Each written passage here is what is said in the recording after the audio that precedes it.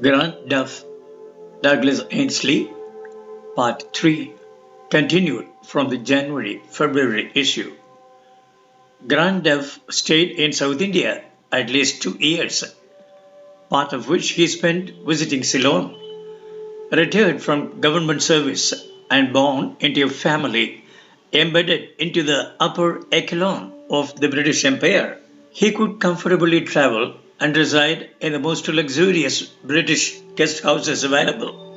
Soon after he arrived in the ashram, his intense sincerity conferred upon him such an exalted experience in the presence of the Master that he was most grateful for the simple, humble accommodation offered him there. Never had the ashram seen the likes of a devotee from this stratum of British society who was well versed in literature and philosophy.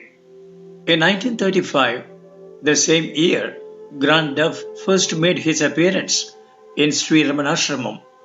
Two important English translations of the Maharishi's works were published: Five Hymns to Arunachala and Truth Revealed, Sadvidya. Taking advantage of Grant Duff's literary skills, the ashram felt no hesitation in requesting him to write the preface for both these publications. Duff was a student of philosophy, had been a teacher of Hegel, and was the first to translate the Italian philosopher Benedetto Croce's works into English. He had a clear understanding of present-day philosophies, both East and West, as well as those from past centuries. And now that he had glimpsed the ultimate truth in the Maharishi's presence, he seems to have lost all patience and respect for these thinkers of his time. In his preface to the Five Hymns, he first comes down hard on all the contemporary philosophers, summarily dismissing them for their intellectual foibles, which may be clever but lead nowhere. On this subject, he starts his introduction to the Five Hymns to Arunachala. The Five Hymns to Arunachala, first edition, 1935. Preface. My definition of the philosophic quest may not be acceptable in the East, or, for that matter, in the West. It is contained in 6 words: technique of the approach to God. That is also a Greek saying, which I translate thus: going by many paths, they reach the same end. Both in the East and West, a great deal of time is wasted in clever dialectic that does not lead anywhere but to the enhancement of philosophical pride. With that, couple the use of algebraic formulae in philosophy and the absurd new logic of Professor Moore and what is called the Cambridge School. On the other side, in the West, we have the Hegelians who, at any rate, dispense with mathematical proofs, and thanks to Hegel having carefully read many Hindu religious works before writing his treatises, though his acknowledgement of this is at best perfunctory. There is a good deal of truth in his dull, ponderous, and often obscure writings. Bradley too contains a good deal of truth in his appearance and reality, and he also is deeply indebted to the East, as anyone who knows the Indian sacred books can perceive at once on perusal of the Oxonian professor's writings. Bergson's vital urge is a clever assimilation and adaptation of the tantric notion of Shiva Shakti to European tastes, and this very year, one of our leading novelists, my old acquaintance, Edgar Jepson, came to me full of his discovery of Bergson's wonderful idea. Being already acquainted with my friend Sir John Woodroffe's admirable versions of the Tantric teachings, I was able to explain to Edgar Jepson that he had far better turn to English translations of Tantra than be fobbed off by a French philosopher's adaptation of the theme. Soon after that conversation, I came to India, already convinced of the fact that only in India is there any real knowledge of the divine, and by good fortune, chanced to be directed by the excellent Mr. Rafflehurst, Paul Brenton, to Tiruvannamalai. There, it did not take me long to see that I was in direct contact with one who had passed beyond the boundaries of the senses and was indeed already merged in the absolute of his true self, though manifesting here for our benefit for a few brief years. I may be asked how it was that I received such an impression.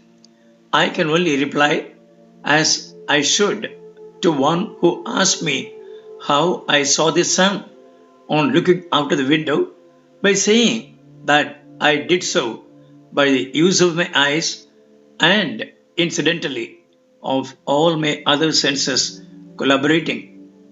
I did not need any algebraic or other proof of the existence of the sun. I do not need any other proof of the divinity of Ramana Maharshi. In these lyrical hymns to the Arunachala hill, he sets forth in burning words what he has himself experienced and constructs, so far as is possible, as did the Buddha for other audiences, a raft to enable all of us to cross over and obtain a like contact. But he tells us plainly that in order to reach our true self, which dwells beneath the surface on the right side of the chest, we must first of all discard that self which is the aggregate of sense impressions reflected on the mind. Now, this is not at all an easy thing to do, but I can assure the readers of this divine work that it has been done by others, and that the guidance afforded by this work and by its predecessor, Sat Darshana Bhashya, forms an admirable raft to aid the aspirant in his attempt to make contact with his own real self, God. It is said in the Brahma Siddhi that rites and ceremonies are of use in obtaining divine knowledge because they shorten the time necessary for the approach. Just as a person mounted on a horse will reach his destination sooner than a pedestrian, however fast the latter may oblige himself to walk. I refer back here to my own definition of philosophy in the true sense of the word and urgently counsel all readers to get into touch as soon as possible with the truth as made clear by Sri Ramana Maharshi. Why wander about for the few years that the most fortunate of us have at our disposal in the morasses of Western philosophy or in the equally imperfect and marshy swamps of Christian and Islamic religion, though here too, as elsewhere, there exist long paths to the truth when you have actually within your grasp the very truth itself. The head of one of the great Indian universities, whom I met this year in Mysore, said to me, "You have been fortunate in your Indian quest, for Ramana Maharshi is the only man that I know of, now living and teaching in India, who can be compared with the ancient teachers, of whom Shankara is the greatest." I do not give my friend's name, as I have not asked his permission, but it is a name well known, not only in India, but also in Europe, as one of the leaders of philosophic thought. Yet, he made me understand quite clearly that he did not regard himself or any of the other Brahmin teachers of philosophy as in any way comparable to the divine being who still honors the sacred hill of Arunachala with his presence.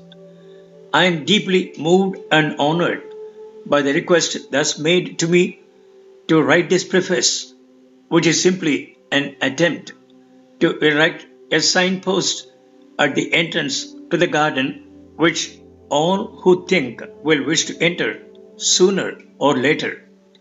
Why not go straight in rather than walk many miles and possibly break your necks by attempting to scale the walls erected by dogma or dialectic?